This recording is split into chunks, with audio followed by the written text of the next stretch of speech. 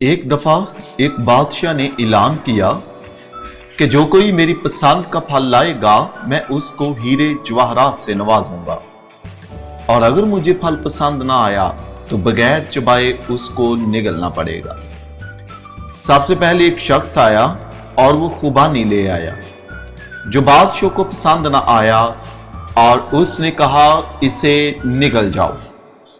आदमी उसे आसानी से निगल गया। फिर एक और शख्स आया और उसके हाथ में एक बहुत ही खूबसूरत तरोताजा सेब था। बादशाह को वो भी पसंद ना आया और बादशाह ने कहा कि अब इस सेब को निगलो। वो बेचारा जोर से रोने लगा, मगर फिर अचानक हंसना शुरू कर दिया।